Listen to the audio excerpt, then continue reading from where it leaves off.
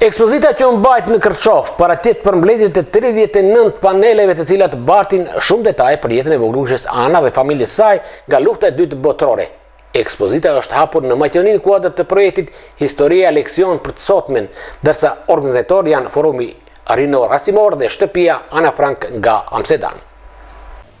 Në ekspozit kishte dhe panele që janë krijuar veçanërisht për kontekstin e Maqedonisë pas luftës së dytë botërore e deri më sot, të përpunuara nga ekspertë të vendit si Misho Dokmanović dhe Besnik Emini.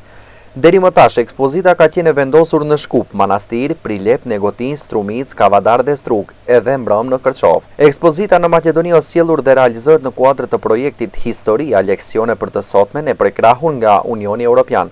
Në kuadër të projektit që udhëhiqet nga Shtëpia Ana Frank në bashkëpunim me organizata si FRA, Rezemek, Iniciativa Rinore për të Drejtat e Njeriut dhe Komunikimi Hapur, ekspozita ishte në dispozicion për të rinjët nga Maqedonia, Kroacia, Bosnia dhe Hercegovina dhe Serbia.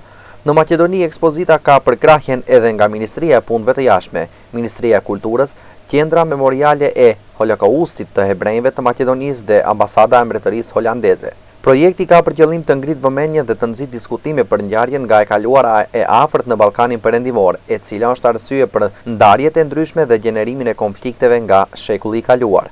Nëpërmjet promovimit të mendimit kritik mbi ngjarjet historike dhe kuptimin e tyre në kohën bashkëkohore, qëllimi i Shtëpisë Ana Frank dhe partnerëve të saj është që të arrihet pajtim nëpërmjet dialogut për të kaluarën e përbashkët.